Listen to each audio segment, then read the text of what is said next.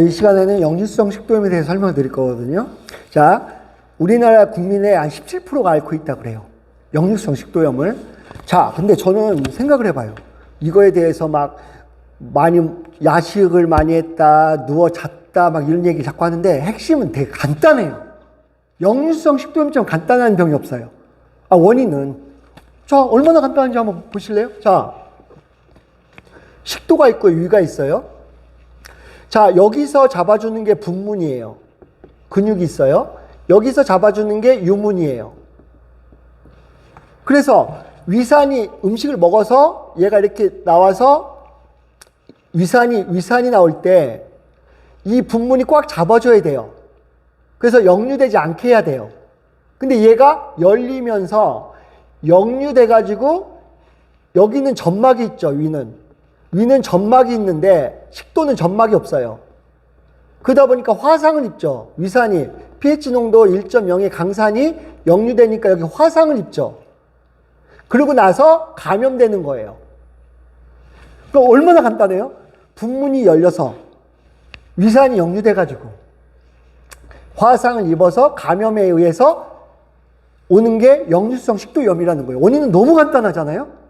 그런데 이게 거의 불치병, 난치병에 가까워. 해소를 못해요. 그 이유를 설명해 드릴 거예요. 자, 자, 사람들이 여기서 보면 뭐가 문제예요? 이 분문이 문제죠. 그래서 애기들은요, 이 분문이 발달 못 해갖고 애기들 먹고 나면 이렇게 뉘어놓거나 이렇게 하면 토하죠. 얘가 꽉 못 잡아주니까. 근육이 발달 못 해가지고. 그래서 애기들은 먹으면 이렇게 세워갖고 두드려줘야 되잖아요. 얘가 발달 못 하니까. 근데 왜 발달된 어른이 이게 열리냐 이거예요. 이렇게 접근을 했어야 되는데 위산에 접근을 해요. 위산으로 문제를 풀으려고 그래요. 위산이 올라가갖고 화상을 입히니까 뭐하고 똑같냐면 강도가 칼 들고 들어가지고 찔렀어요. 그랬더니 칼이 문제래. 칼이 문제니까 칼을 없애야 된대.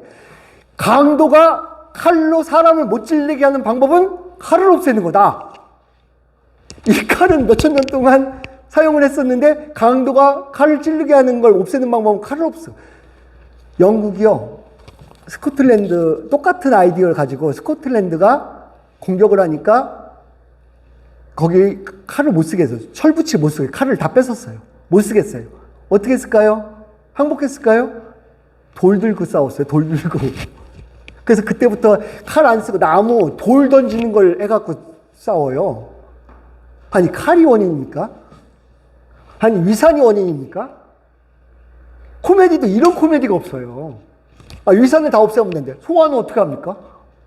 아니 위산이 강해야 돼요? 약해야 돼요? 아니 위산이 강해야 소화를 잘할 거 아니에요?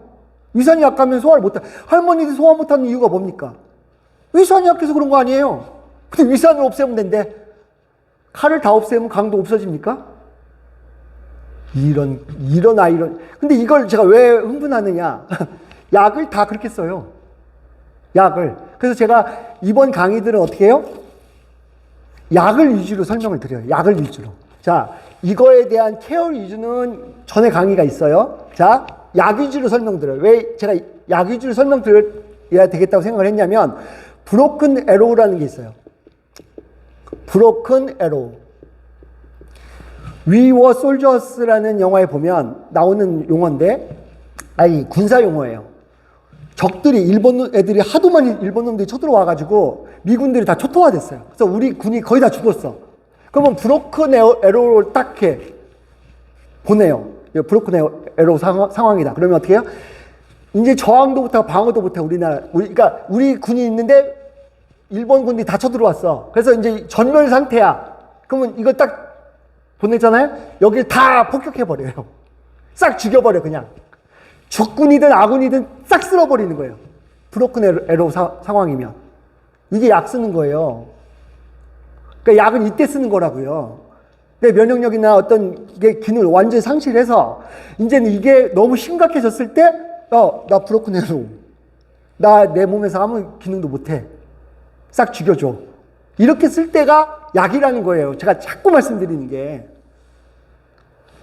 그래서 이 약을 쓸 때는 신중해야 된다고요. 양쪽을 다 초토화해버리니까. 최악의 사정을 가정한 거니까. 핵전쟁 이런 걸 가정하는 거예요. 자, 그러면 어떤 약을 써서 이렇게 흥분하느냐? 첫 번째, 양성자 펌프 억제제라고. 제가 항상 얘기하죠. 약은 억제제라고. 그래서 이게 위산이 아예 안 나오게 하는 거예요. 위산이 아예 안 나오게. 그래서 가장 강력한 약이죠. 위산이 안 나오게 하는 거. 두 번째, 히스타민 차단제. 많이 들어보신 거죠, 히스타민. 이 히스타민이요, 긁게 하고, 막 두드러기 나게 하고, 아토피 하게 하는 면역 성분이잖아요. 이게 제일 많이 하는 일이 위를 자극해가지고요, 위산이 나오게 해서 소화를 돕는 거예요. 그래서 아이들이 항히스타민제 쓰잖아요. 위산이 못 나오게 해갖고 소화를 해서 성장 이런 거에 굉장히 치명적이에요. 그래서 제가 자꾸 약을 쓰지 말라고 하는 거예요, 그냥.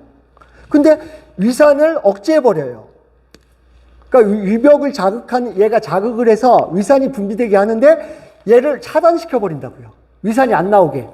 세 번째, 제산제요. 그냥 타버려. 중화시켜버려. pH 농도 1.0이니까 얘를 중화시켜버려. 그럼 얘가 산성이어야 단백질도 분해하고 여러 가지도 분해하고 살균도 하고 할 거 아니에요? 음식을 먹으면 여기에 균이 있죠. 그러면 위산에서 첫 번째 하는 일이 살균이죠. pH 농도 1.0의 강산이니까 얘가 들어가면 다 살균돼버리죠. 얘를 중화시켜버려요. 살균 안 되게. 그러니까 음식도 조심해 먹어야 되는 거예요. 익혀 먹어야 되고. 그렇죠. 살균을 못하니까. 자, 이거의 부작용들 한번 볼래요? 자, 첫 번째 부작용, 두통, 관절통, 설사, 변비, 그 다음에 칼슘, 마그네슘 흡수 억제. 두 번째, 발열, 발진, 설사, 근육통, 발기부전. 세 번째, 변비, 제산제, 변비, 부종, 복부팽만, 두통, 메시꺼움. 이걸 감내하고 먹는 거예요. 그래서 칼을 뺏는 거예요. 얘는요, 해결 못하죠. 그러면 이 약을 안 먹으면 바로 생겨가지고 다시 올라갈 거 아니에요? 그러니까 난치병이 되죠. 평생 어떻게 위산을 잡습니까? 그랬더니 이거 소화에 안 좋으니까 음식을 안 먹어야 돼. 그러니까 안 먹을 때, 그러니까 무슨 얘기 되지? 소화하면 이거 먹으면 소화가 안 되니까 그걸 부닥친다. 아니, 들어가서 위산이 나와야 역류되는데 그걸 막으려고 먹는 건 그때 먹어야 되죠. 그리고 이거 외에 항생제, 그 다음에 진통제 쓰죠. 언제 났습니까? 이 역류성 식도염 언제 났습니까? 이 약을 쭉 열심히 먹었더니 낫겠습니까? 한번 생각을 해보세요. 이 근육. 그래서 이 근육 어떻게 잡아줘야 돼요? 자, 근육에 피가 잘 통하면 근육이 쪼여요, 이렇게. 그러니까 혈액순환 장애에 문제가 있는 거예요. 그렇죠? 근육이 이렇게 쪼이려면 피가 통해야 된단 말이에요. 자, 어깨 굳으면 이게 굳죠? 그죠? 굳는 거예요. 피가 안 통해서. 굳으면 못 닫을 거 아니에요. 그럼 이거 혈액순환을 도와서 닫게 하면 돼요. 그 혈액순환을 대표적으로 도와주는 게 간이기 때문에 역류성 식도염의 장기는 간이라고 하는 거예요. 한의학적으로도. 자, 그 다음에 근육 자체가 근육이 약해져. 근소실. 여기도 근육이니까요. 그러니까 노인분들이 근소실이 일어난단 말이에요. 단백질 부족 같은 걸로. 단백질 부족하면 못 잡아줄 거 아니겠어요? 그 단백질 충분히 넣어준 상태에서 근육이 혈액순환을 도와주면 당연히 없어지겠죠. 이렇게 근본적인 걸 해결해야 되지? 아니, 칼만 뺐으면 위산만 잡으면 되냐고요. 소화는 어떻게 할 겁니까? 할머니가 역류성 식도염에 속 쓰려 죽겠대. 근데 이 약을 계속 먹으면 소화가 안 돼. 어떻게 삽니까? 소화가 안 되는 거 끝납니까? 균을 감염돼, 분해를 못하니까 영양소 결핍을 일으켜. 이거 어떻게 할 겁니까, 다?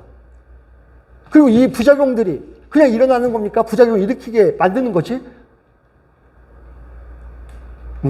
제가 항상 생각을 해요. 강의하기 전에 진정하고 천천히 얘기하고 편안하게 말하자. 막 자꾸 하다 보면 흥분이 돼요. 죄송하고요. 여러분들도 같이 이해하셨으면 좋겠습니다. 마치겠습니다.